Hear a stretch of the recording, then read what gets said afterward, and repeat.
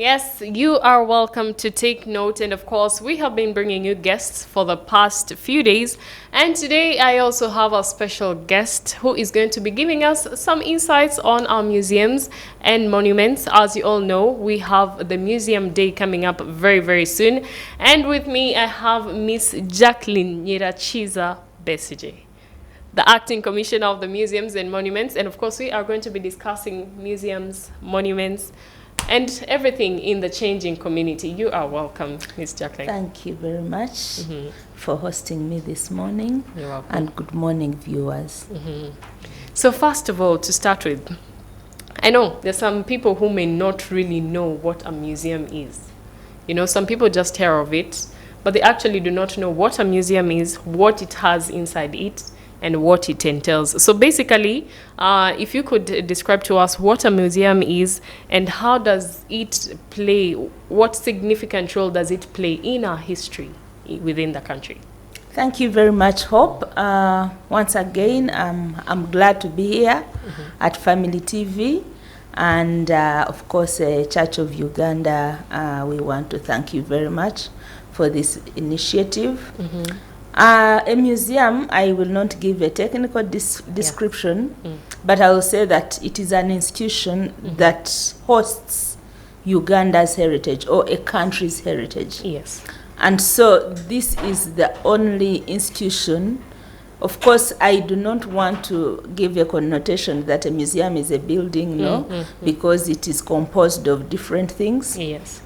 And so the institutions, these institutions, because now I'll talk about different museums, mainly they are institutions that host both tangible and intangible heritage. And for the context of our national museums, we have the heritage spanning from 19 million years to present.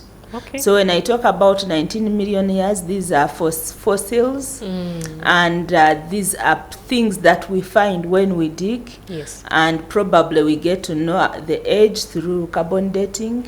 And then we have, you know, starting from 19, like that one, we have 19 million years, what we call the Uganda Pithecus, which we got from Moroto, from Napak.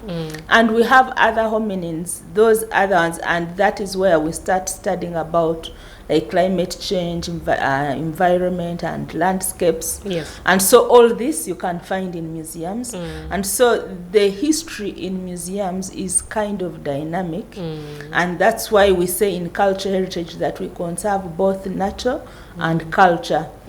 Because the nature, we conserve the plants, we conserve, you know, the animal species. Yes. The only thing that for us, we keep the data of those that have gone extinct, so that we can get to know them, those that were there. For right now, we can know that in Moroto, once there was a forest where even gorillas, you know, hippos lived, but today it's not there. So such information, you can find it in the museum. Museums are also spaces for social cohesion. Yeah.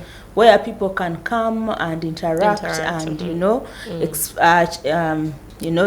discuss, you know, different ideas. And so you find that these are spaces whereby you get knowledge. You can, you know, you can acquire knowledge from museums. Of course, we have researchers. And in the community context, we normally say that museums in the community museums are museums that have the heritage for a particular community. And so this can be either ethnographic. Ethnographic is usually the social life, you know, where we talk about anthropology, the social, the things you have in your houses daily. That is the ethnographic. And so we have even now when we come to other terms, we can have history museums, we can have, you know, War Memorial Museum, that the Ministry of Defense wants to start a War Memorial Museum in Katonga. So we can have a site museum like the the one we want to have in Mugaba Palace. Okay. We are going to we are already trying to install exhibitions at Mugaba Palace. We shall open this in August. Okay. And so they are basically, the description depends on what type of museums are you having. Okay. But for the national, yes, we usually have everything for the whole nation. everything. Wow. But now what we have for example, Soroti, Kabade, where we are going, so that those are regional. We talk about the history of that region. Of that region. Yes. Okay. Yeah. Okay. So just to give us a clearer picture of this, what are some of the museums and monuments that we have in the country? So the museums and monuments that we have in the country, we have different, like I've mentioned, we have museums. One, the famous one of Kira Road, which we all know. Then we have one in Soroti, we have one in Kabade. We are constructing one in Moroto.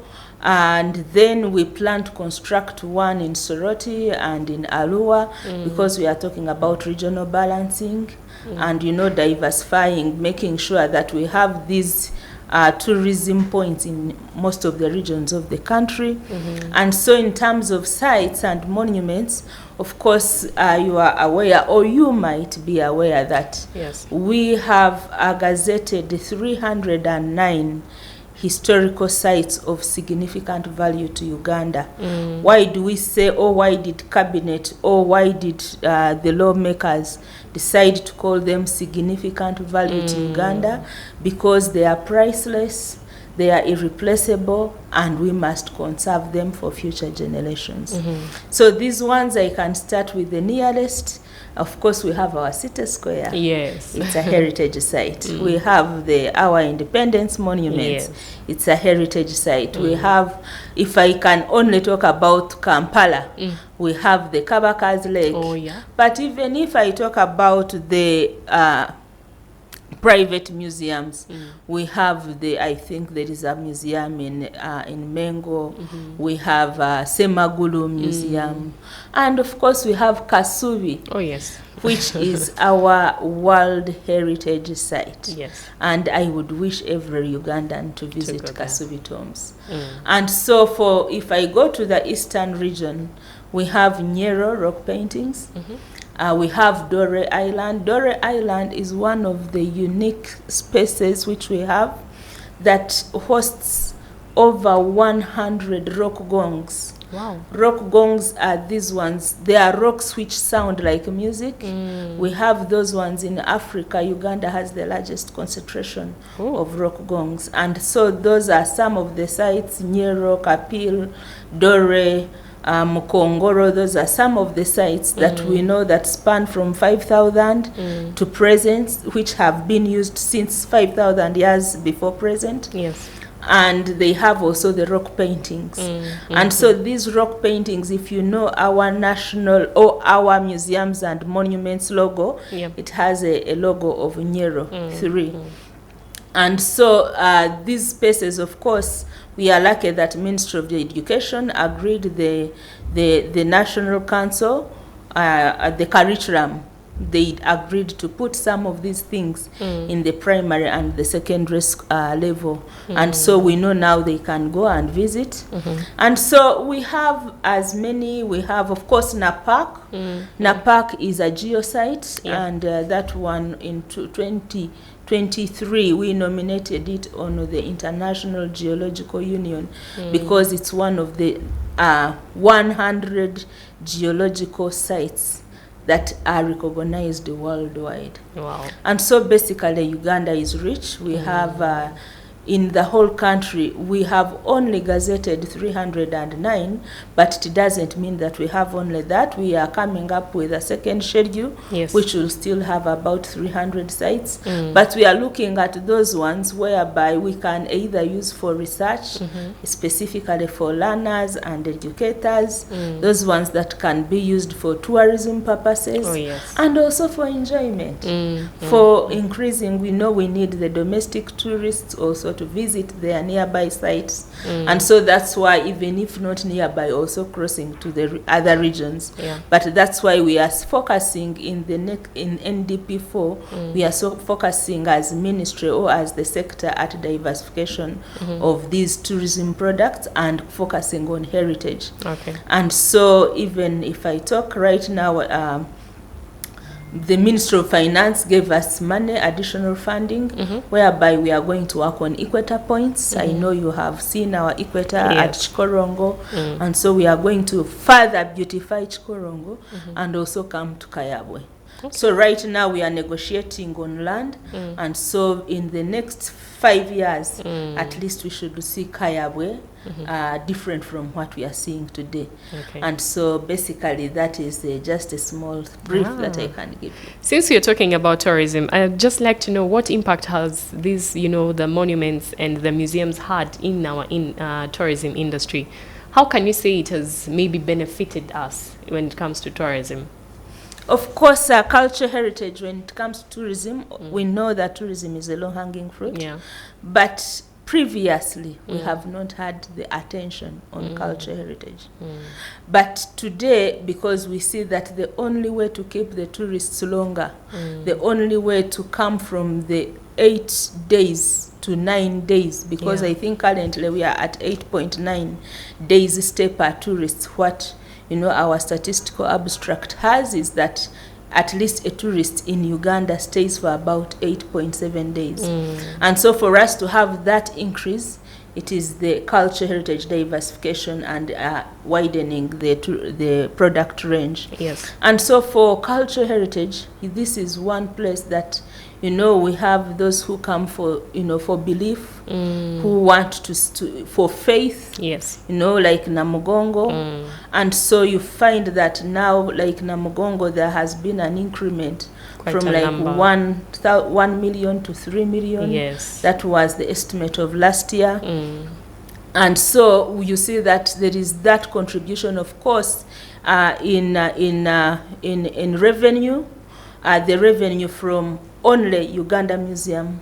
By the time we closed the museum, had increased from 180 million to 350 million. Yes. And so you find that, now we get the money from, and now the fact that we have different private players that have come to invest in museums and heritage, it shows that there is a significant impact that heritage is creating towards tourism. And so, for example, now you'll see that we have a private museum of Kakungulu in Mbale, which is focusing on the history of Kakungulu.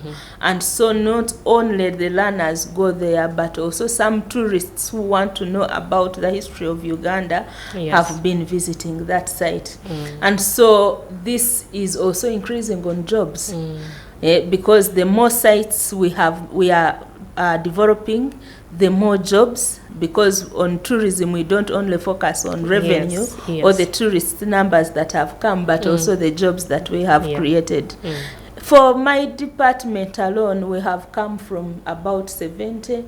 We are projecting to reach about 200 staff. Wow. So of course that is partly government is also creating these jobs, and of course for us to be more effective, we need more people to work with.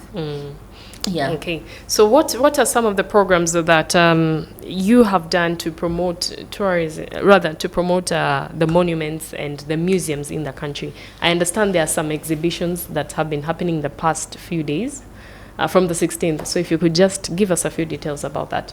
I will tell you, it's not only the first few days. Okay. But I want to thank the government of Uganda for the past years. I would say since I became a commissioner, we have a rig van.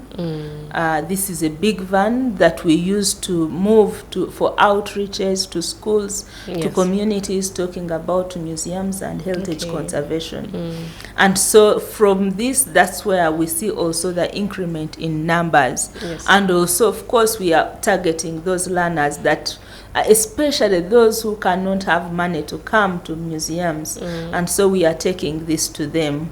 And thanks to the project under World Bank, under CEDEP Enterprise, that is the competitiveness enterprise development that is at PSFU, that where we bought this rig van. They gave us the rig van. But also we have consistently done different exhibition in different places.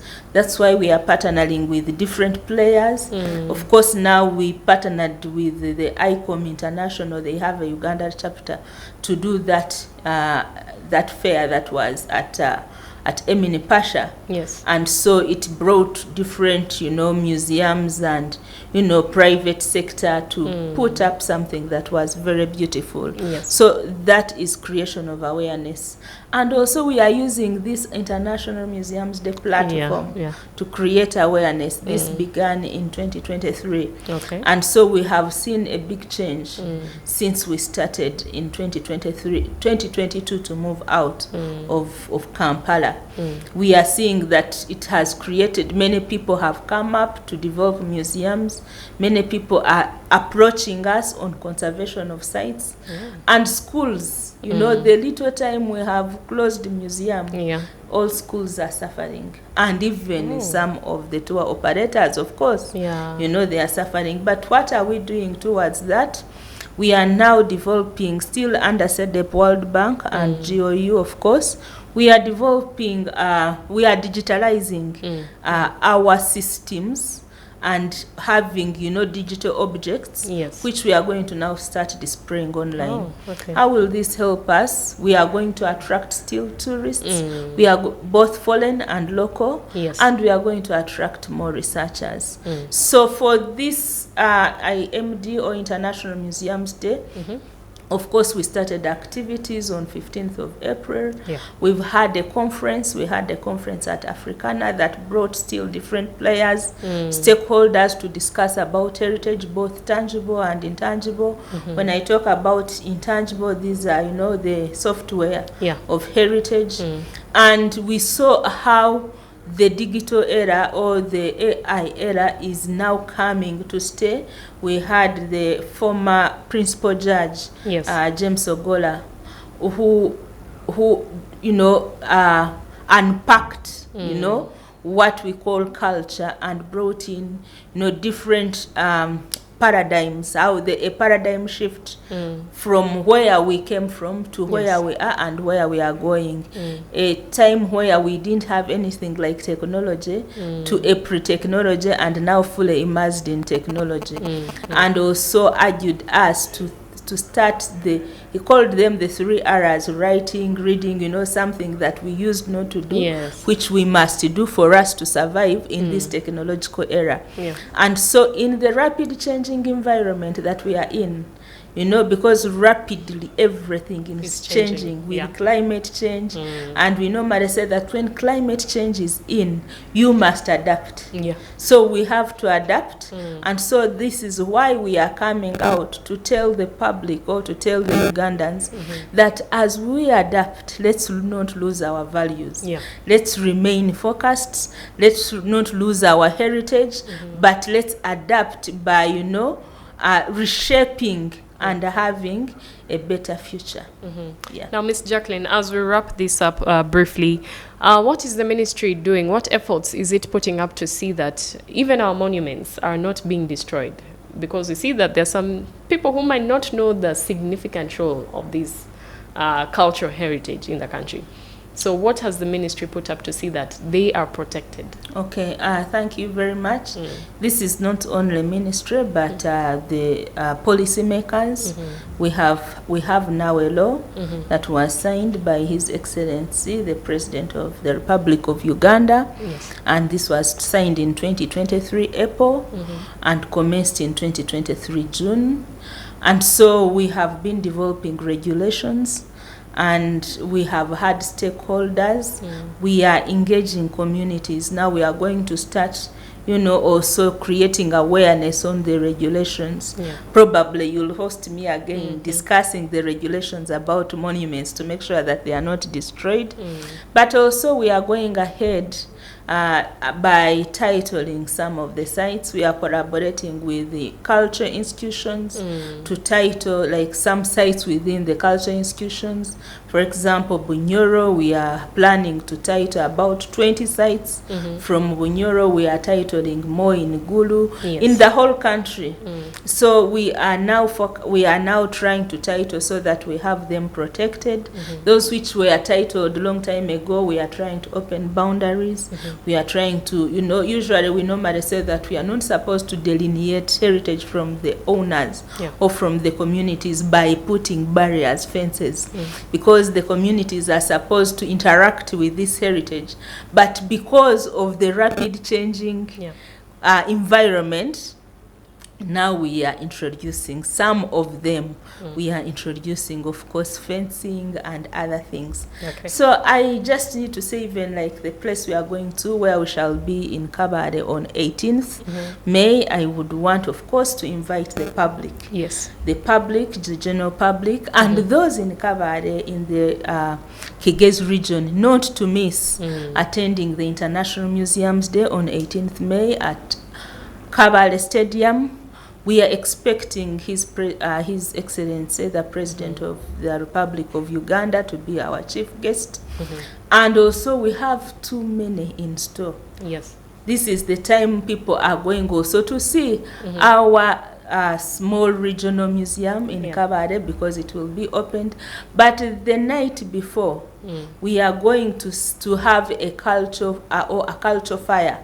Getting to know, you remember those, fires that those days that where people used to, talk about values, norms. And so on 17th evening, we shall be at Kabale Museum on Rwakaraba Road, discussing with old people, our grandparents. They will be telling us about the values. But one thing that is special on that evening is that one lady who was once put at the banishment island because she had become pregnant is going to give a live testimony. And so that is going to be beautiful. And that is how we want to document all these stories so that we can fully, create awareness. Of course, we know it is no longer happening, but we need to know what was there in the past, what is there in what we have now, and how we can shape our future. Thank you, Miss Jackline Nyiracyiza Besigye, the Acting Commissioner of Museums and Monuments. And of course, you have been called upon to attend the International Museum Day that will be happening in Kabale. So if you're in Kabale, make sure that you do attend that event. And if you're not in Kabale, but you have the means and you have the time, then definitely please do take the time to be able to attend this day. But right now, it's time for me to say goodbye. We have come to the end of Good Morning Family, but do stay tuned because we are having Word of Life coming right up next with Rita Nandera. Have a good day.